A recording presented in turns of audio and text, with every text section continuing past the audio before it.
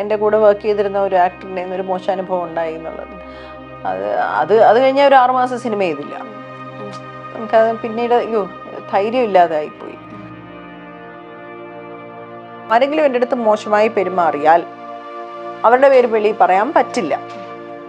കാരണം അതൊരു സിസ്റ്റം അങ്ങനെ ആയതുകൊണ്ടാണ്. ഞാൻ പറയും, എന്നെ ഇങ്ങനെ ഉപദ്രവിച്ചെന്ന് നിങ്ങളും നിങ്ങളുടെ പത്രത്തിൽ എഴുതും, നിങ്ങൾ കാണുന്നത് കൊണ്ട് ഇങ്ങനെ ഒരു ഇഷ്യൂ ഉണ്ട്, അത്രേ പറയാൻ പാടുള്ളൂ. സിനിമയിൽ മാർക്കറ്റ് വാല്യൂ ആണ് നമ്മളുടെ പൈസ തീരുമാനിക്കുന്നത്. നമ്മൾ എത്രത്തോളം പോപ്പുലറാണ്, എത്രത്തോളം ആൾക്കാർ നമ്മളെ അംഗീകരിക്കുന്നു. അപ്പോൾ ഈ ഇക്വാലിറ്റിയുടെ വിഷയം വന്നപ്പോൾ പ്രാവശ്യം ടൊവിനോ തോമസ് എന്നോട് പറയുന്നുണ്ടായിരുന്നു, ഞാൻ മൊയ്തീനിൽ പാർവതി തിരുവോത്തിൽ അത്രയും പൈസ ഞാൻ വാങ്ങിയിട്ടില്ല. ഷാജി കൈലാസ് സാറിൻ്റെ മകൻ ജഗൻ ഷാജി കൈലാസിൻ്റെ സിനിമയിൽ എന്നെ വിളിച്ചിട്ടുണ്ടായിരുന്നു. അപ്പോൾ 2 ദിവസത്തിന് ആണെന്ന് പറഞ്ഞ് പ്രൊഡക്ഷൻ കൺട്രോളർ പറഞ്ഞ പൈസ തന്നെ ഞാൻ സമ്മതിച്ചു. പക്ഷെ പ്രൊഡക്ഷൻ കൺട്രോളർ മാറിയപ്പോൾ 2ാമത് പ്രൊഡക്ഷൻ കൺട്രോളർ വന്നപ്പോൾ ആ സിനിമയിൽ പിന്നെ എന്നെ വിളിച്ചില്ല. അന്ന് VS അച്യുതാനന്ദൻ സാറിനെ കാണാൻ പോയപ്പോൾ എന്നോട് എന്തൊക്കെയാണ് നിങ്ങൾക്ക് പറയാനുള്ള റെക്കമെൻഡേഷൻസ് എന്താണെന്ന് ചോദിച്ചപ്പോൾ നമ്മൾ പറഞ്ഞത് ലൈറ്റ് ഇടണം എന്ന്, റോഡിൽ നഗരത്തിൽ വെളിച്ചം വേണം, സ്ത്രീകൾക്ക് എന്തെങ്കിലും ബസ് ഡിലേ ആയാലോ വന്നിറങ്ങിക്കഴിഞ്ഞാലോ സേഫായിട്ട് ട്രാവൽ ചെയ്യാനുള്ള വണ്ടികൾ വേണം. ഞാനൊരു അച്ഛൻ്റെയും അമ്മയുടെയും സ്നേഹം കൊണ്ടുപോകാൻ വന്ന ഒരാളായിട്ടാണ് എന്നെ കൊച്ചിലെ മുതലേ എൻ്റെ സഹോദരി കണ്ടിട്ടുള്ളത്. അത് ഇതുവരെ എനിക്കങ്ങനെ മാറ്റാൻ പറ്റിയിട്ടില്ല. അതുകൊണ്ട് എന്നെ ഇഷ്ടമല്ല. അപ്പം കൊച്ചിലെ മുതലേ ആ സ്നേഹം എനിക്ക് ലഭിച്ചിട്ടില്ല. അതിപ്പോൾ ഓരോരുത്തരുടെ വിധിയാണ്. പക്ഷെ എനിക്കത് പോസിറ്റീവാണ്. എനിക്കതുകൊണ്ട് ഒരുപാട് കൂട്ടുകാരികളെ കിട്ടി. അമ്മ അടുത്ത് ചേച്ചി ഭയങ്കര പൊസസീവ് ആയിരുന്നു. അമ്മയുടെ അടുത്ത് എനിക്കങ്ങനെ നല്ല മൊമെന്റ്സ് ഒക്കെ അമ്മ സുഖമില്ലാതെ അമ്മ പ്രായമായതിനു ശേഷമാണ് ഉണ്ടായത്. അപ്പം 52 വർഷം കിട്ടേണ്ട സ്നേഹം മുഴുവൻ അമ്മ അവസാനത്തെ ഒരു 6 മാസം കൊണ്ട് ഇങ്ങനെ ഒരു ഹിമാലയം ഇങ്ങനെ അലിഞ്ഞ് ഒഴുകുന്നത് പോലെ അത്രയും സ്നേഹം തന്നിട്ടാണ് അമ്മ പെട്ടെന്ന് പോയത്. നാനാ മാഗസിൻ്റെ പ്രിയപ്പെട്ട എല്ലാ പ്രേക്ഷകർക്കും ഹൃദയം നിറഞ്ഞ സ്വാഗതം. ഇന്ന് നമ്മോടൊപ്പം ഉള്ളത് ഒരു സ്പെഷ്യൽ വ്യക്തിയാണ്. ഈ വ്യക്തിയെക്കുറിച്ച് പറയുകയാണെങ്കിൽ TV ഹോസ്റ്റാണ്, അതുപോലെ ആക്ടറാണ്, ഡബ്ബിംഗ് ആർട്ടിസ്റ്റാണ്. മലയാള ഫിലിം ഇൻഡസ്ട്രിയിൽ തന്നെ കുറേയേറെ കഥാപാത്രം നമുക്ക് തന്നിട്ടുള്ള പ്രിയപ്പെട്ട ആക്ടർ മാലാ പാർവതി. വളരെ സന്തോഷം. നമ്മളൊക്കെ കൊച്ചിലെ മുതലേ നാനാ മാഗസിൻ ഇങ്ങനെ സിനിമയുമായിട്ട് അസോസിയേറ്റ് ചെയ്യുന്ന ഏറ്റവും അടുത്ത് നിൽക്കുന്ന മാഗസിൻ അല്ലായിരുന്നു. അവിടെയൊക്കെ നമ്മുടെ ഒരു ഇൻ്റർവ്യൂ ഒക്കെ ഉണ്ടാവുക എന്നൊക്കെ പറയുന്നത് ഭയങ്കര. സത്യം പറഞ്ഞാൽ ഞാൻ മാമിൻ്റെ പല ഇൻ്റർവ്യൂസും കണ്ടിട്ടുണ്ടായിരുന്നു. ആ കണ്ട സമയത്ത് ഞാൻ കാണാൻ ഏറ്റവും കൂടുതൽ ആഗ്രഹിച്ചൊരു വ്യക്തിയായിരുന്നു. കാര്യം എന്താണെന്ന് വെച്ചാൽ പല ക്വസ്റ്റ്യൻസും ചോദിക്കുന്ന സമയത്ത് മാം കൊടുക്കുന്ന ഒരു കട്ട് ആൻഡ് ക്ലിയർ ആയിട്ടുള്ള കുറച്ച് ആൻസേഴ്സ് ഉണ്ടായിരുന്നു. അപ്പോൾ അതുകൊണ്ട് തന്നെ ഞാൻ വളരെ കാലമായിട്ട് കാണണമെന്ന് ആഗ്രഹിച്ചൊരു വ്യക്തിയും കൂടെ ആയിരുന്നു. അപ്പോൾ മാമിനെ കുറിച്ച് പറയുകയാണെങ്കിൽ അമ്മ ഒരു ഗൈനക്കോളജിസ്റ്റാണ്, വളരെ ഫേമസ് ആയിട്ടുള്ള ഒരു ഗൈനക്കോളജിസ്റ്റാണ്. അതുപോലെ അച്ഛൻ അഡ്വക്കേറ്റ് ആയിരുന്നു അല്ലേ. അപ്പോൾ ആ ഒരു ഫീൽഡിൽ നിന്നും ഫസ്റ്റ് മാമിൻ്റെ മെയ് മാസ പുലരി എന്ന് പറഞ്ഞ മൂവിയിലോട്ട് വന്നത് ഒരു മതിൽ ചാട്ട കഥ ഞാൻ കേട്ടിട്ടുണ്ടായിരുന്നു. മതിൽ ചാടിയിട്ടായിരുന്നു ആ ഒരു ഫിലിമിൻ്റെ ഷൂട്ടിന് പോയിട്ടുണ്ടായിരുന്നു പറഞ്ഞിട്ടുണ്ടായിരുന്നു. ആ ഒരു മൊമെൻ്റ് എങ്ങനെയായിരുന്നു, അതെന്തായിരുന്നു? അത് ഞാൻ 10ാം ക്ലാസ് അവധിക്ക് ഞാൻ സർവോദയയിലാണ് 5ാം ക്ലാസ് വരെ പഠിച്ചത്. അതിനുശേഷം കാർമൽ കോൺവെന്റ് എന്ന് പറഞ്ഞ് സ്കൂളിൽ മാറിപ്പോയി. പക്ഷെ എന്നാലും സർവോദയയിൽ ആ സമയത്ത് പഠിച്ചിരുന്ന എല്ലാവരും തമ്മിൽ ഭയങ്കര സൗഹൃദവും കൂട്ടുമൊക്കെ ഉള്ളു. അപ്പോൾ എൻ്റെ ഫ്രണ്ട് ഷൈനി കോശി, ഷൈനിയുടെ ചേട്ടൻ, അദ്ദേഹം ഇന്നില്ല, അലക്സ് കടവിൽ എന്ന് പറയും. അലക്സ് ചായനെ നമ്മളൊക്കെ വിളിക്കുന്നത് പണ്ടേ നമുക്കറിയാം. അപ്പം ഷൈനി വിളിച്ച് പറഞ്ഞ് അലക്സ ചായൻ ഒരു സിനിമ പ്രൊഡ്യൂസ് ചെയ്യുന്നുണ്ട്, അതുകൊണ്ട് കുറേ ആൺപിള്ളേരെ ഒക്കെ വേണം. അപ്പം ഷൈനിയുടെ കോളേജിലും സ്കൂളിലും ഒക്കെ പഠിച്ചിരുന്ന എല്ലാവരെയും ഫ്രണ്ട്സിനെയൊക്കെ വിളിക്കുവാണ്, അവിടെ മാറി വാനേഴ്സ് കോളേജിൽ ഷൂട്ടിംഗ് ഉണ്ട്, വരണം എന്ന് പറഞ്ഞു. അപ്പോൾ എന്നെ വിളിച്ചപ്പോൾ ഞാൻ അമ്മയെ വിളിച്ചു ചോദിച്ചു. അമ്മ ഹോസ്പിറ്റലായിരുന്നു, അമ്മ സർജറി ചെയ്തുകൊണ്ടിരിക്കുക. അപ്പോൾ അമ്മയെ വിളിച്ചു ചോദിച്ചു, അമ്മ ഞാൻ ഒരു ഷൂട്ടിംഗ് ഉണ്ടെന്ന് പറയുന്നു, 2 ഡ്രസ്സും എടുത്ത് ചെല്ലണം. അമ്മ പറഞ്ഞു, ഞാൻ പൊയ്ക്കോ എന്ന് പറഞ്ഞു. ശരി എന്ന് പറഞ്ഞു. അപ്പോൾ അച്ഛൻ എവിടെയോ പോയിരുന്നു. അതുകൊണ്ട് അമ്മയാണ് ഫോണിൽ കിട്ടുന്നത്. അന്ന് ഈ മൊബൈലൊന്നുള്ള കാലമല്ലല്ലോ. ഹോസ്പിറ്റലിൽ വിളിച്ച് പെർമിഷൻ എടുത്തിട്ട് ഞാൻ പോയി 2 ഡ്രസ്സൊക്കെ ആയിട്ട്. അപ്പോൾ ഈ മെയ് മാസ പുലരി എന്താണ്, അവിടെ ആരാണ് ഉള്ളത് എന്നൊന്നും അറിഞ്ഞൂടാ. സത്യം പറഞ്ഞാൽ സന്തോഷ് ശിവൻ്റെ ആദ്യത്തെ ഫിലിമാണ്, രഞ്ജിത്ത് സാറിൻ്റെ ആദ്യത്തെ റൈറ്റ് എഴുതുന്ന സിനിമയാണ്. ഒരുപാട് വി ആർ ഗോപിനാഥ് ഡയറക്റ്റ് ചെയ്യുന്ന പടമാണ്. പാർവതി, ഷാരി, അങ്ങനെ ഒരുപാട് ആക്ടേഴ്സൊക്കെ ഉള്ള വളരെ നല്ല സിനിമയാണ്. അതിനെക്കുറിച്ചൊന്നും നമുക്കൊരു ധാരണയില്ല. നമ്മൾ സിനിമയിൽ ഷൂട്ടിങ് ഓക്കെ എന്ന് പറഞ്ഞാൽ എവിടെ ചെന്നു അവരിരിക്കാൻ പറഞ്ഞെടുത്തിരുന്നു, ഡയലോഗ് എന്തൊക്കെയോ ഉണ്ടായിരുന്നു, അതൊക്കെ അഭിനയിച്ചു.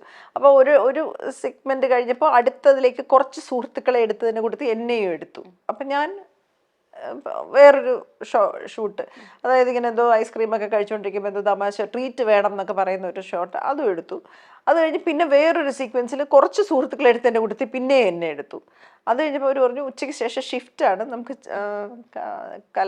KSFDCയിൽ ചിത്രാഞ്ജലിയിൽ പോകണം എന്ന് പറഞ്ഞു. ഓക്കെ, ഡ്രസ്സൊക്കെ മാറ്റി അവിടെ പോയി. അപ്പോൾ അവിടെ ചെന്ന് ഇതെല്ലാം കണ്ട് നമ്മളിങ്ങനെ ഷൂട്ടിങ്ങൊക്കെ കണ്ട് ഹാപ്പി ആയിട്ട് ഇങ്ങനെ ഇരിക്കുന്നു. 8:30 ഭക്ഷണം രാത്രി എന്ന് ഭക്ഷണം കൊണ്ടുവരുന്നു, അത് കഴിക്കുന്നു.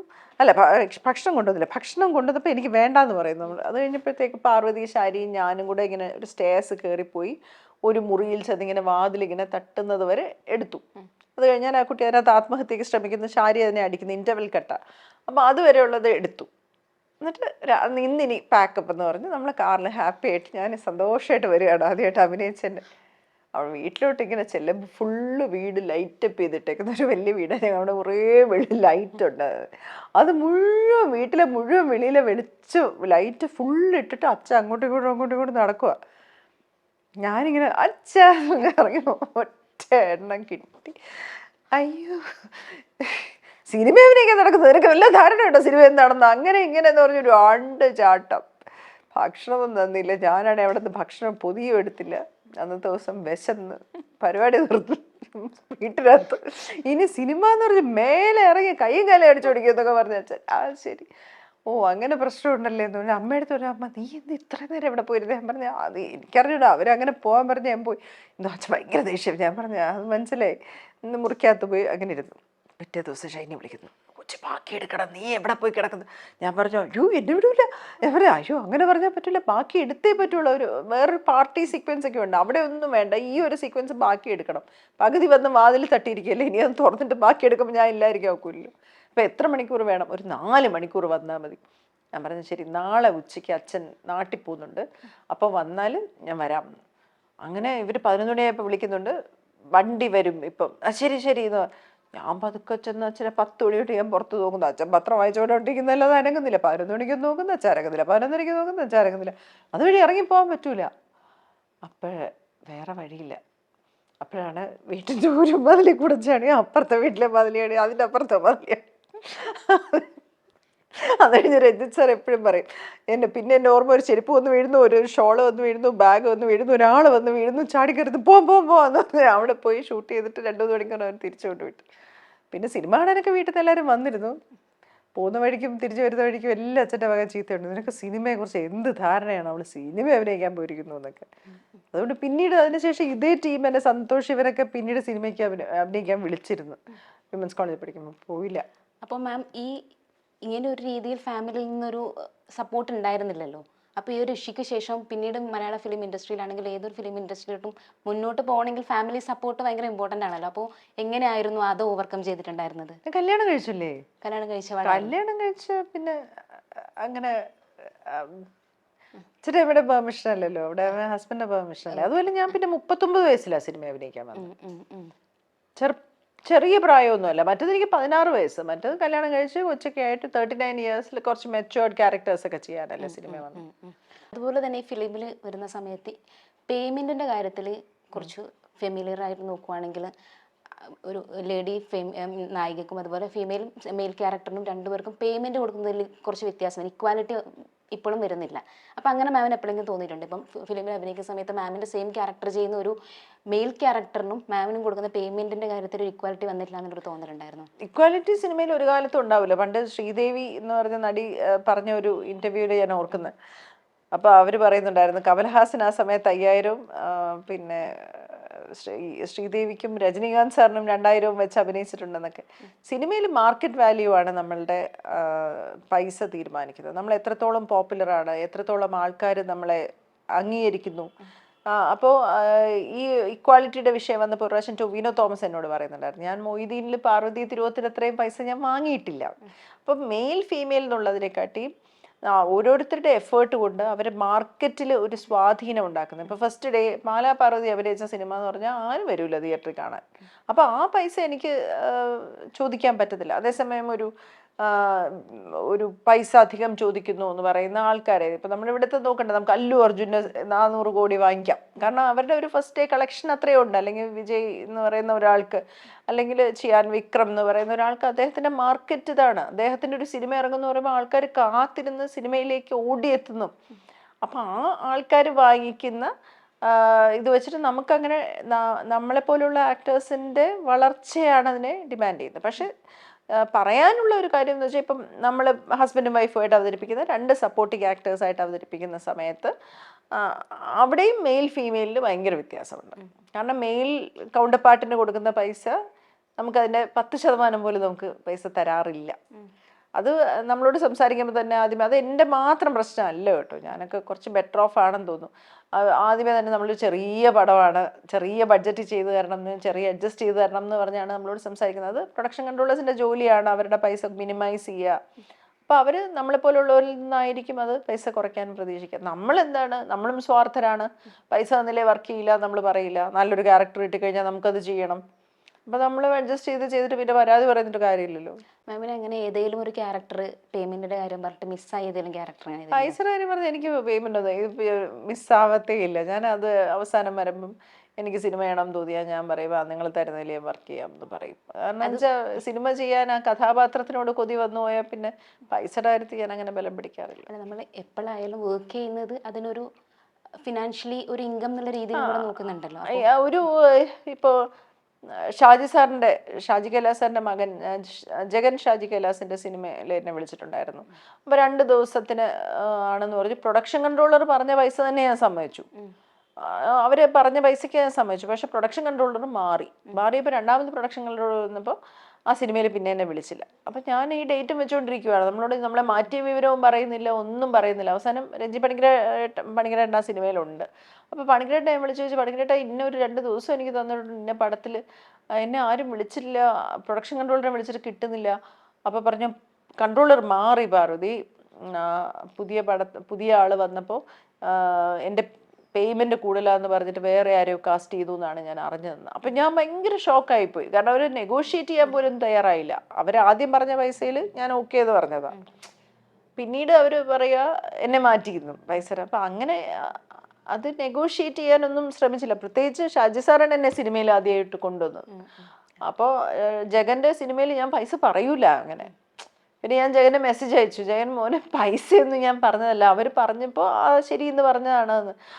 സാരമില്ല ആൻറ്റി, അത് കുഴപ്പമില്ല എന്ന് പറഞ്ഞു. ഇപ്പോൾ ചിത്രയുടെയും എനിക്ക് ആ ഫാമിലിയൊക്കെ ആയിട്ട് ഭയങ്കര അടുപ്പമുള്ളതാണ്. അപ്പം അങ്ങനെ അതൊക്കെ നമുക്ക്, അല്ല പൈസയുടെ കാര്യം പറഞ്ഞ അങ്ങനെ സിനിമയൊന്നും ഞാൻ അങ്ങനെ കളയാറില്ല. നമുക്ക് പൈസ ആവശ്യമാണ് കേട്ടോ, ഇത് പറയുമ്പോൾ തന്നെ. ഇപ്പോൾ റീസെൻ്റ് ആയിട്ട് ഹേമ കമ്മിറ്റി റിപ്പോർട്ട് വന്ന സമയത്ത് തന്നെ കുറേ ആൾക്കാർ, കുറേ ലേഡീസ് അവർ ഫേസ് ചെയ്ത ഇഷ്യൂസ് പറഞ്ഞിട്ടുണ്ടായിരുന്നു.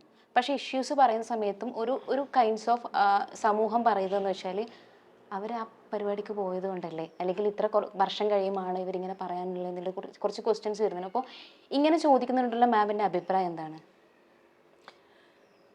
നമുക്ക് എല്ലാവർക്കും ഇപ്പം ഹേമ കമ്മിറ്റിയിൽ ഡിപ്പോസ് ചെയ്ത ആൾക്കാരല്ല ഇപ്പം മീഡിയയിൽ വന്ന് സംസാരിച്ച ആൾക്കാർ. അവരുടെ സത്യസന്ധതയെ ചോദ്യം ചെയ്യാൻ അവരെന്താണ് പറഞ്ഞത്, അവർ കള്ളമാണോ പറഞ്ഞത് സത്യമാണോ പറഞ്ഞതെന്നൊന്നും ഞാൻ പറയുന്നില്ല. ഏറെക്കാലമായിട്ടുള്ളൊരു സ്ട്രഗിളിൻ്റെ ഭാഗമായിട്ടാണ് എല്ലാവരും നിലനിൽക്കുന്നത്. ആണായാലും പെണ്ണായാലും ഒരു സിനിമ ഇൻഡസ്ട്രിയിലേക്ക് പോകുക എന്ന് പറയുമ്പോൾ ഒരു സ്ട്രഗിളുണ്ട്. അപ്പോൾ ആ സ്ട്രഗിളിൻ്റെ ഭാഗമായിട്ട് ഓരോരുത്തരും അനുഭവിച്ചത് എന്താണെന്ന് പറയാൻ ഞാൻ ആളല്ല. പക്ഷേ ഒരു സിസ്റ്റം സേഫ് ആവുന്ന സമയത്ത് ഒരുപാട് കാര്യങ്ങൾ പ്രൊഫഷണൽ ആവുകയും സ്ട്രീംലൈൻഡ് ആവുകയും ചെയ്യും. അങ്ങനെ ആവണം എന്ന് ആഗ്രഹിക്കുന്ന ഒരാളാണ് ഞാൻ. ഉദാഹരണത്തിന് പണ്ട് എനിക്ക് പറയാനുള്ളത്, ഞാൻ പണ്ട് ചെയ്ത ഒരു എക്സ്പെരിമെൻറ്റിനെ കുറിച്ചാണ്. 2005 അന്ന് പത്രവും ചാനലൊന്നും ഇല്ല. ഏഷ്യാനെറ്റ് ഉണ്ട്, സൂര്യയുണ്ട്. മനോരമ പത്രവുമായിട്ട് ബന്ധപ്പെട്ട് ഒരു തമ്പാനൂർ അല്ലെങ്കിൽ തിരുവനന്തപുരം നഗരത്തിൽ സ്ത്രീകൾ എത്രത്തോളം സേഫ് ആണെന്ന് പറഞ്ഞൊരു എക്സ്പെരിമെൻറ്റ് നടത്തിയിരുന്നു. ജോൺ മുണ്ടക്കയം സാറാണ് അന്ന് ബ്യൂറോ ചീഫ്. അല്ലെ അങ്ങനത്തെ കുറച്ച് ബ്യൂറോ ചീഫായിട്ടുള്ള സാറ്, പിന്നെ ജയചന്ദ്രൻ ഫോട്ടോഗ്രാഫർ ജയചന്ദ്രൻ, അങ്ങനെ മനോരമയിലെ വളരെ നമുക്ക് അവരെല്ലാവരും കൂടെ ചേർന്നിട്ട് വൈകുന്നേരം ഒരു 7:30 മണി തൊട്ട് നമ്മൾ കുറേ ദൂരം തിരുവനന്തപുരത്തിൻ്റെ പല നഗരത്തിൽ നമ്മളോട് നടക്കാൻ പറയുകയും അവിടെ നടക്കുന്ന കാര്യങ്ങൾ റിപ്പോർട്ട് ചെയ്യുകയും ചെയ്തിരുന്നു. അപ്പോൾ അതിന് ഷാഡോ പോലീസിങ് ഒക്കെ തുടങ്ങാൻ വേണ്ടിയിട്ടുള്ള ഒരു പരിപാടിയായിരുന്നു. പക്ഷെ അപ്പം ഞാൻ പറഞ്ഞ ഒരു 2 കാര്യം എന്ന് വെച്ചാൽ, ആരെങ്കിലും എൻ്റെ അടുത്ത് മോശമായി പെരുമാറിയാൽ അവരുടെ പേര് വെളിയിൽ പറയാൻ പറ്റില്ല. കാരണം അതൊരു സിസ്റ്റം അങ്ങനെ ആയതുകൊണ്ടാണ്. ഞാൻ പറയും എന്നെ ഇങ്ങനെ ഉപദ്രവിച്ചെന്ന് നിങ്ങളുടെ പത്രത്തിൽ എഴുതും, നിങ്ങൾ കാണുന്നത് കൊണ്ട് ഇങ്ങനെ ഒരു ഇഷ്യൂ ഉണ്ട് എന്ന് അത്രേ പറയാൻ പാടുള്ളൂ. അല്ലാതെ അവരെ അറസ്റ്റ് ചെയ്യുന്നതിലേക്ക് പോകാൻ പാടില്ല. കാരണം ആ സിസ്റ്റം മാറി അവരങ്ങനെ ഉണ്ടാവില്ല അവിടെ ശല്യം ചെയ്യാനായിട്ട്. രണ്ടാമത്, ഒന്നും നടന്നില്ലെങ്കിൽ, ഒരാൾ നമ്മളെ ശല്യം ചെയ്യാൻ വന്നില്ലെങ്കിൽ അതും നമുക്ക് എഴുതാം എന്നുള്ളതായിരുന്നു ഒരു കരാറ് പോലെ പറഞ്ഞിട്ടാണ് അത് ചെയ്തത്. അപ്പോൾ ആ സമയത്ത് ഗാന്ധി പാർക്കിൻ്റെ അടുത്ത് വെച്ചും ശ്രീപത്മനാഭ തിയേറ്ററിൻ്റെ ഫ്രണ്ടിൽ വെച്ചും അല്ലാതെയൊക്കെ കുറേ പേര് വളരെ നമ്മുടെ അടുത്ത് അഡ്വാൻസസ് നടത്തി. അപ്പം അന്ന് അവരുടെ ഒന്നും പേര് നമ്മൾ പറഞ്ഞില്ല. പകരം അന്ന് VS അച്യുതാനന്ദൻ സാറിനെ കാണാൻ പോയപ്പോൾ എന്നോട് എന്തൊക്കെയാണ് നിങ്ങൾക്ക് പറയാനുള്ള, അന്ന് CM അദ്ദേഹമാണ്, നിങ്ങൾക്ക് എന്താണ് അതിന് പറയാനുള്ളത്, നിങ്ങൾക്ക് റെക്കമെൻഡേഷൻസ് എന്താണെന്ന് ചോദിച്ചപ്പോൾ നമ്മൾ പറഞ്ഞത് ലൈറ്റ് ഇടണം എന്ന്. നഗരത്തിൽ നല്ല വെളിച്ചം, തമ്പാനൂർ റെയിൽവേ പിന്നെ ബസ് സ്റ്റാൻഡിലും പിന്നെ ഗാന്ധി പാർക്കിന് ചുറ്റും നല്ല വെളിച്ചം വേണം, റോഡിൽ നഗരത്തിൽ വെളിച്ചം വേണം. സ്ത്രീകൾക്ക് എന്തെങ്കിലും ബസ് ഡിലേ ആയാലോ വന്നിറങ്ങിക്കഴിഞ്ഞാലോ സേഫായിട്ട് ട്രാവൽ ചെയ്യാനുള്ള വണ്ടികൾ വേണം. എവിടെയെങ്കിലും ഒരു സ്ഥലത്ത് വണ്ടി ബ്രേക്ക് ഡൗൺ ആയാൽ അവിടെ സ്ത്രീകൾക്ക് പോയി താമസിക്കാനുള്ള സേഫ് പ്ലേസസ് വേണം, അല്ലേ? അതൊക്കെയാണ് നമ്മളെ റെക്കമെൻഡേഷൻ. അങ്ങനെ വരുമ്പോൾ ഈ സിസ്റ്റം ശരിയാവും. മാം ഓൾറെഡി പറഞ്ഞിട്ടുണ്ടായിരുന്നു, മാമിന് ഒരു സിസ്റ്ററുമായിട്ട് ആ ഒരു കണക്ഷൻ കിട്ടിയിട്ടുണ്ടായിരുന്നില്ല. ആ ഒരു ഫ്രണ്ട്സിൻ്റെ ഇടയ്ക്ക് കാണിക്കുന്ന ആ ഒരു ഇൻറ്റിമസി മാമിന് സിസ്റ്ററോട് കാണിക്കാൻ പറ്റില്ല. അതിനെന്തെങ്കിലും സ്പെസിഫിക് ആയിട്ടുള്ള റീസൺ എന്തെങ്കിലും ഉണ്ടായിരുന്നു? എൻ്റെ ഓർമ്മ വെച്ച കാലം മുതലേ എൻ്റെ അനുഭവം അതാണ്. ഞങ്ങൾ തമ്മിൽ 6-7 വയസ്സിന് വ്യത്യാസമുണ്ട്. അപ്പോൾ ഞാനൊരു അച്ഛൻ്റെ അമ്മയുടെയും സ്നേഹം കൊണ്ടുപോകാൻ വന്ന ഒരാളായിട്ടാണ് എന്നെ കൊച്ചിലെ മുതലേ എൻ്റെ സഹോദരി കണ്ടിട്ടുള്ളത്. അത് ഇതുവരെ എനിക്ക് അങ്ങനെ മാറ്റാൻ പറ്റിയിട്ടില്ല. അതുകൊണ്ട് എന്നെ ഇഷ്ടമല്ല. അപ്പം കൊച്ചിലെ മുതലേ ആ സ്നേഹം എനിക്ക് ലഭിച്ചിട്ടില്ല. അതിപ്പോൾ ഓരോരുത്തരുടെ വിധിയാണ്. പക്ഷെ അത് എനിക്കത് പോസിറ്റീവാണ്. എനിക്കതുകൊണ്ട് ഒരുപാട് കൂട്ടുകാരികളെ കിട്ടി. എൻ്റെ ഓറിയൻറ്റേഷൻ മുഴുവൻ പുറത്തോട്ടായി. എനിക്ക് ഫ്രണ്ട്സ് എന്ന് പറയുന്നത് എൻ്റെ ജീവിതത്തിലെ ഒരുപാട് സഹോദരിമാരായി. ഒരു ഫ്രണ്ട്സാണ് എനിക്ക്. ഒരു കമ്മ്യൂണിറ്റി എന്ന് പറഞ്ഞാൽ, എനിക്ക് ഫാമിലി എന്ന് പറയുമ്പോൾ എൻ്റെ കൂട്ടുകാരി എൻ്റെ സഹോദരിയെ പോലെ എന്നല്ല, എൻ്റെ സഹോദരി എന്ന് ഞാൻ പറയുന്ന പലപ്പോഴും എൻ്റെ കൂട്ടുകാരിയായിരിക്കും. അല്ലെങ്കിൽ അത്രയും ജീവന തുല്യം സ്നേഹിക്കുന്നവരാണ് എൻ്റെ ഫ്രണ്ട്സ്. അതുപോലെ തന്നെ അമ്മ വളരെ തിരക്കുള്ള ഒരു ഗൈനക്കോളജിസ്റ്റ് ആയിരുന്നു. അപ്പോൾ അമ്മയുടെ കൂടെ ഓർക്കാൻ ഇഷ്ടപ്പെടുന്ന എന്തെങ്കിലും ഒരു ബ്യൂട്ടിഫുൾ ആയിട്ടുള്ള മൊമെന്റ് എന്തെങ്കിലും ഉണ്ടാവില്ല? അമ്മയായിട്ട് അതേ പറഞ്ഞു, അമ്മ എടുത്ത് ചേച്ചി ഭയങ്കര പൊസസീവ് ആയിരുന്നു. അപ്പം അമ്മയടുത്ത് അങ്ങനെ എനിക്ക് അങ്ങനെ നല്ല മൊമെന്റ്സ് ഒക്കെ, അമ്മ സുഖമില്ലാതെ, അമ്മ പ്രായമായതിനു ശേഷമാണ് ഉണ്ടായത്. അമ്മ സുഖമില്ലാതായതിനു ശേഷമൊക്കെയാണ് ഒരു 54 കൊല്ലം 52 വയസ്സ് ഉള്ളപ്പോഴാണ് അമ്മ പോകുന്നത്. അപ്പം 52 വർഷം കിട്ടേണ്ട സ്നേഹം മുഴുവൻ അമ്മ അവസാനത്തെ ഒരു 6 മാസം കൊണ്ട് ഇങ്ങനെ ഒരു ഹിമാലയം ഇങ്ങനെ അലിഞ്ഞ് ഒഴുകുന്നത് പോലെ അത്രയും സ്നേഹം തന്നിട്ടാണ് അമ്മ പെട്ടെന്ന് പോയത്. അമ്മയുടെ ചില ക്യാരക്ടർ മാമിനെ സ്വാധീനിച്ചിട്ടുണ്ടാവില്ലേ? അമ്മയുടെ ചില ക്യാരക്ടറിൽ അതൊന്നും പറ്റത്തില്ല. അമ്മ ഭയങ്കര ബ്രേവ് ആയിട്ടുള്ള ഒരാളാണ്. ഒരുപാട് ചലഞ്ചസിൻ്റെ മുമ്പിൽ അമ്മ ഇങ്ങനെ കല്ല് പോലെ, ഇങ്ങനെ ഒരു മല പോലെ ഇങ്ങനെ നിൽക്കും. ഉദാഹരണത്തിന് പറയാനാണെങ്കിൽ എൻ്റെ അച്ഛൻ്റെ അമ്മയ്ക്ക് സ്ട്രോക്ക് വന്നത് ഞങ്ങളൊക്കെ ചെറിയ പ്രായത്തിലാണ്. അപ്പോൾ ഇന്നത്തെ പോലത്തെ സാങ്കേതിക വിദ്യ ഒന്നുമുള്ള കാലമല്ല. അപ്പോൾ ഈ നേസിലായിട്ടാണ് ആഹാരം കൊടുക്കുന്നത്. 4 മാസത്തോളം അത് മാത്രമേ ഉണ്ടായിരുന്നുള്ളൂ. ഒരു ഓർമ്മയും ഇല്ല. അത് കഴിഞ്ഞ് 11 മാസം ഹോസ്പിറ്റലിൽ കിടന്നു. അപ്പോൾ ഈ 4 മാസമായിരിക്കുന്ന സമയത്ത് അച്ഛമ്മയ്ക്ക് 5 പെൺമക്കളുണ്ട്. അപ്പോൾ അതിലൊരു ഡോക്ടേഴ്സ് വരെ ഉണ്ട്. അവരെല്ലാം വന്നിട്ടും അമ്മയടുത്തും അവരെ ഡിസ്കസ് ചെയ്യുമ്പോഴത്തേക്ക് ഏതാണ്ട് അച്ഛമ്മ ഇനി ജീവിക്കില്ല എന്നുള്ളൊരു മാനസികാവസ്ഥയിലായിരുന്നു എല്ലാവരും ഉണ്ടായിരുന്നു. പക്ഷേ എൻ്റെ അമ്മ കല്ല് പോലെ അങ്ങ് നിന്ന്, അത് ഞാൻ നോക്കും എന്ന് പറഞ്ഞിട്ട് ആ 11 മാസം അച്ഛമ്മ സർവൈവ് ചെയ്ത്, അച്ഛമ്മയ്ക്ക് തിരിച്ചു വന്ന് ഫിസിയോതെറാപ്പി ചെയ്ത്, അത് കഴിഞ്ഞ് 19 കൊല്ലം ജീവിച്ചു. ഞങ്ങളുടെ വീട്ടിലായിരുന്നു. അപ്പം അത് തോറ്റു കൊടുക്കാതിരിക്കാനുള്ള ഒരു മനസ്സുണ്ട് അമ്മയ്ക്ക്. അമ്മ അങ്ങനെ ഒരൊറ്റ ബെഡ് സോർ അച്ഛമ്മയ്ക്ക് വന്നിട്ടില്ല. അവസാനം വരെയും എഴുന്നേറ്റൊക്കെ ഇരിക്കുമായിരുന്നു, നടക്കുകയൊന്നും ചെയ്യത്തില്ലായിരുന്നു. അച്ഛമ്മ കുറച്ച് മടിച്ചും കൂടെ ആയിരുന്നു. അപ്പോൾ അമ്മ എപ്പോഴും പറയും, എൻ്റെ അമ്മയായിരുന്നെങ്കിൽ ഇപ്പോൾ നടന്നേനെ, അമ്മയ്ക്ക് മടിയാ, അമ്മ എഴുന്നേറ്റിരിക്കത്തില്ല, അമ്മ സ്വന്തമായിട്ട് ശ്രമിക്കുന്നില്ലെന്നൊക്കെ. പക്ഷെ എന്നാലും അങ്ങനെയുള്ള ഒരാളെ പോലും, നല്ല വണ്ണമൊക്കെ ഉള്ള ഒരാളെ പോലും, ഒരു കട്ടിൽ ഇങ്ങനെ കിടക്കുന്ന ഒരാൾ ഒരു തവണ ഒരു ബെഡ് സോറ് പോലും ഇല്ലാതെ, ഒരു പ്രശ്നവും ഇല്ലാതെ അത്രയും വർഷം ഒരു തവണ ഒരു 6 മണിക്കുള്ള മരുന്ന്, 10 മണിക്കുള്ള മരുന്ന്, 2 മണിക്കുള്ള മരുന്ന്, 6 മണിക്കുള്ള മരുന്ന്, 10 മണിക്കുള്ള മരുന്ന്, ഒരു സെക്കൻഡ് അങ്ങോട്ടും ഇങ്ങോട്ടും സൂചി മാറാതെ കറക്റ്റായിട്ട് അമ്മ തന്നെ അല്ല ചെയ്യുക, ഒരാളെ നിർത്തിയിട്ടുണ്ട്. പക്ഷെ അത് മോണിറ്റർ ചെയ്ത് കറക്റ്റായിട്ട് മരുന്നെടുത്ത് വെച്ച് അത്രയും വർഷം അത് ചെയ്യാനുള്ള മാനസികാവസ്ഥ, അതാണ് അമ്മയെ വളരെ ഡിഫറെൻ്റ് ആക്കുന്നത്. പിന്നെ മാം ഓൾറെഡി സംസാരിച്ചിട്ടുണ്ടായിരുന്നു, ഇത്രയും ഈ ഒരു സൊസൈറ്റിയിൽ ഇപ്പം കുറച്ചുകൂടെ പെൺകുട്ടികളൊക്കെ ബോൾഡാണ്. അപ്പോൾ ഈ ബോൾഡായ ഒരു സമൂഹത്തിൽ മാം ജീവിക്കുന്നതിൽ ഭയങ്കര സന്തോഷമുണ്ടെന്നുള്ളൊരു കാര്യം പറയണം. അപ്പം കുറച്ചു കാലം മുന്നേ ഇത്രയും ബോൾഡായിട്ടുള്ളൊരു സമൂഹം ആയിരുന്നില്ലേ? ഇല്ലില്ല, ഞങ്ങളുടെ ഒന്നും കാലത്ത് അങ്ങനെ ബോൾഡൊന്നും ആവാൻ ഒക്കില്ല. ഏതർത്ഥത്തിലാണ് ബോൾഡ് എന്ന് ഉദ്ദേശിക്കുന്നത് കൊച്ച്?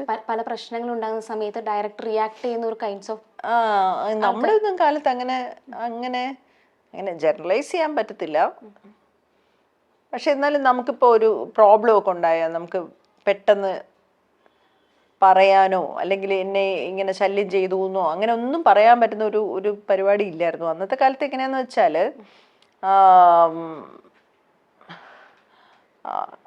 അന്നത്തെ കാലത്ത് എങ്ങനെയാന്ന് വെച്ചാൽ എന്താ ഞാൻ പറയാം, നമ്മൾ എന്തെങ്കിലും ഒരു പരാതി പറഞ്ഞാൽ അത് നിങ്ങളുടെ കുഴപ്പമാണോ എന്ന് ചോദിക്കുന്ന ഒരുപാട് പേരാണ് കൂടുതലായിരുന്നു. അപ്പം അങ്ങനത്തെ ചോദ്യങ്ങളൊക്കെ കേട്ട് വളർന്ന ഒരു സമൂഹത്തിൽ ഒരു അംഗമാണ് ഞാൻ. അപ്പോൾ പലപ്പോഴും നമുക്ക് നമ്മളുടെ ഒരുപാട് ഗാർഡുകളുണ്ട്. ആ ഗാർഡുകളിലാണ് നമ്മളിപ്പോഴും ജീവിക്കുന്നത്. അപ്പം പിള്ളേർ അങ്ങനെ അല്ലാതെ ജീവിക്കുന്നതാണോ ഭയങ്കര സന്തോഷമാണ്, ആടിപ്പൊളി. ഓക്കെ, ഇതിപ്പം എൻ്റെ കാര്യത്തിലാണെങ്കിലും ഞാൻ റീസെൻ്റ് ആയിട്ട് ഒരു ബൈക്ക് ആക്സിഡൻറ്റ് കഴിഞ്ഞ് ഒരു ട്രോമയിൽ നിന്ന് വരാൻ കുറച്ച് ടൈം എടുത്തിട്ടുണ്ടായിരുന്നു. അതുപോലെ തന്നെ മാം ഇപ്പോൾ ഫിലിം ഫീൽഡിലായിരുന്ന സമയത്ത് ചില ആൾക്കാരെടുക്കുന്നുണ്ടാകുന്ന ബിഹേവിയർ ഉണ്ടാവില്ലേ, അപ്പോൾ അങ്ങനെയുള്ള ബിഹേവിയറിൽ നിന്ന് മാമിന് എന്തെങ്കിലും ട്രോമ അങ്ങനെ എന്തെങ്കിലും ഉണ്ടായിരുന്നു? അത് എങ്ങനെയായിരുന്നു ഓവർകം ചെയ്തിട്ടുണ്ടായിരുന്നു? ഒരു 3-ാമത്തെ 4-ാമത്തെ സിനിമയിലാണ് ഞാൻ പലപ്പോഴും പറഞ്ഞിട്ടുണ്ട്, ഒരു എൻ്റെ കൂടെ വർക്ക് ചെയ്തിരുന്ന ഒരു ആക്ടറിൻ്റെ ഒരു മോശാനുഭവം ഉണ്ടായി എന്നുള്ളത്. അത് കഴിഞ്ഞാൽ ഒരു 6 മാസം സിനിമ ചെയ്തില്ല. നമുക്കത് പിന്നീട് ധൈര്യം ഇല്ലാതായിപ്പോയി.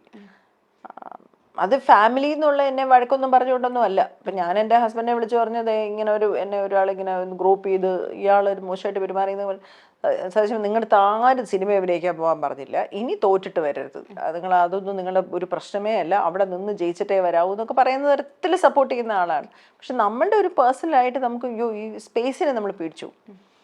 ഇത് എന്താണ് ഈ നടന്നത്, നമ്മളൊരു കാര്യവും ചെയ്യാതെ നമ്മളൊരാളെ അവരെ പ്രൊവോക്ക് ചെയ്യുകയോ അല്ലെങ്കിൽ അവരെ ഇങ്ങനെ ഫ്ലേർട്ട് ചെയ്യുകയോ അങ്ങനെ ഒന്നും ചെയ്യാതെ ഒരാൾ നമ്മുടെ അടുത്ത് മിസ്ബിഹേവ് ചെയ്യാന്ന് പറഞ്ഞാൽ നമുക്ക് ഞെട്ടിപ്പോകുന്നൊരു കാര്യമാണ്. നമുക്ക് നമ്മുടെ ഗാർഡിൽ നിന്നുകൊണ്ട് നമുക്ക് ജീവിക്കാൻ പറ്റും. അപ്പം നമ്മൾ അങ്ങനെ ഒന്നും ചെയ്യാതെ നമ്മൾ മോശമായിട്ട് പെരുമാറിയാൽ നമ്മളിങ്ങനെ ഷോക്കായി പോവുമല്ലോ, ഇതെന്താണിത് എന്ന്. അപ്പോൾ ആ ഒരു സമയത്ത് നിന്നും ഇപ്പം നോക്കുമ്പോൾ മാമിനൊരു ക്യാരക്ടറിൽ ഒരു ചേഞ്ച് ഉണ്ടായിട്ടുണ്ടോ? അന്ന് പേടിച്ചിരുന്നതിൽ നിന്ന് ഇപ്പോൾ ഒരു ബോൾഡായിട്ട് തീരുമാനം എടുക്കാൻ പറ്റും? സിറ്റുവേഷൻസ് വന്നാൽ, ഇന്റിമിഡേറ്റ് ചെയ്യുന്ന സിറ്റുവേഷൻസ് വന്നാൽ നമുക്ക് പേടി തന്നെയാവും. പക്ഷെ നമ്മളിപ്പോൾ ചൂസ് ചെയ്ത ലെവലൊക്കെ മാറിപ്പോയില്ല. നമുക്കറിയാലോ ആരുടെ കൂടെ പോയി വർക്ക് ചെയ്യാം, എവിടെ വർക്ക് ചെയ്യാം, എങ്ങനത്തെ ആൾക്കാരുടെ കൂടെ വർക്ക് ചെയ്യാം. സിനിമ കുറെ കൂടെ അറിയുന്ന ഒരു ഇൻഡസ്ട്രി അല്ലേ ഇപ്പം. അപ്പം നമ്മളിപ്പോൾ ഒരാൾ വിളിക്കുമ്പോൾ അവർ പ്രൊഡക്ഷനിൽ ഒരാൾ വിളിക്കുന്ന അല്ലെ ഒരാൾ സംസാരിക്കുമ്പോൾ തന്നെ നമുക്കറിയാം ഇത് എങ്ങനത്തെ സെറ്റാണ്, എങ്ങനത്തെ സ്ഥലമാണ്, നമ്മൾ പോകണോ പോകണ്ടയോ എന്നൊക്കെ നമുക്ക് നമ്മുടെ പരിചയം കൊണ്ട് നമുക്കറിയാം. അപ്പോൾ നമ്മൾ അത് ഒഴിവാക്കും. അല്ലെങ്കിൽ ചിലയിടത്ത് നമ്മൾ പോയാൽ തന്നെ ചിലപ്പോൾ നമ്മൾ ഇന്ന സെറ്റിലാണ് പോകുന്നത്, ഒരാൾ നമ്മുടെ കൂടെ വരണം എന്ന് നമ്മൾ തീരുമാനിക്കും. ചില സെറ്റിൽ നമുക്ക് സുഖമായിട്ട് പോവാം, മനസ്സിലായില്ലേ? അങ്ങനെയൊക്കെ ഉള്ള കാര്യങ്ങൾ നമ്മൾ പഠിക്കും. ഓക്കെ, ഇപ്പം ബോളിവുഡ് സിനിമ നോക്കുവാണെങ്കിൽ ദീപിക പടുക്കോൺ അതുപോലെ ആലിയ ഭട്ട് അവരൊക്കെ ആണെങ്കിൽ കല്യാണം കഴിഞ്ഞ് കുട്ടിയായ ശേഷം മൂവിയിലോട്ട് തിരിച്ചു വരുന്നുണ്ട്. പക്ഷെ മലയാള ഫിലിം ഇൻഡസ്ട്രിയിൽ കല്യാണം കഴിഞ്ഞു പോയാൽ ഇനിയൊരു തിരിച്ചുവരവുണ്ടോ, കുട്ടിയായാൽ തിരിച്ചു വരും, അങ്ങനെ കുറച്ച് ക്വസ്റ്റ്യൻസ് വരാറുണ്ട്. എന്താണ് ഈ ബോളിവുഡും അതുപോലെ തന്നെ മലയാള ഫിലിം ഇൻഡസ്ട്രിയിലും തമ്മിലുള്ള ആ ഒരു ഡിഫറൻസിനെ മാം നോക്കിക്കാണുന്നത്? അങ്ങനത്തെ സിറ്റുവേഷൻസ് ഒക്കെ മാറി വരികയാണ്. നയൻതാര ഇവിടെ തന്നെ നിൽക്കുകയല്ലേ, സൂപ്പർ സ്റ്റാർ ആയിട്ട്, ബഡ്ജ് ചെയ്തിട്ടില്ല, അവിടെ തന്നെ നിൽക്കുകയല്ലേ അല്ലേ. അപ്പം നമ്മുടെ ഫോക്കസ് ഇപ്പം നസ്രിയ തിരിച്ചു വന്നു കഴിഞ്ഞാൽ നസ്രിയെ ആരെങ്കിലും സ്വീകരിക്കാതിരിക്കുന്നുണ്ടോ? കല്യാണം കഴിച്ചു എന്നുള്ള വിഷയമൊന്നും വരുന്നില്ലല്ലോ നസ്രിയയ്ക്ക്. നമ്മളൊരു ആക്ടർ എന്നുള്ള നിലയ്ക്ക് നമ്മുടെ ഫോക്കസ് എവിടെ വെക്കുന്നു എന്നനുസരിച്ചിരിക്കും നമ്മൾ സെലക്ട് ചെയ്യുന്ന ക്യാരക്ടേഴ്സും. മഞ്ജു വാര്യർ എവിടെയാണ് നിൽക്കുന്നത് അവിടെ തന്നെ നിൽക്കുകയല്ലേ. അതൊക്കെ പഴയ കാലത്തിൻ്റെ ഒരു കാര്യം. നമ്മൾ ഈ സോഷ്യൽ മീഡിയയിൽ വരുന്ന കമൻസിനെ നമ്മൾ അത്ര സീരിയസ് ആയിട്ട് എടുക്കണമെന്ന് ഞാൻ വിചാരിക്കുന്നില്ല. അത് കുറേ ആൾക്കാർ നമ്മുടെ രാഷ്ട്രീയവും നമ്മുടെ മലയാളത്തിലെ ഒരു പ്രശ്നം ഞാൻ പറഞ്ഞുതരാം. അതായത് നമ്മൾ പറയുന്ന ഒരു അഭിപ്രായം,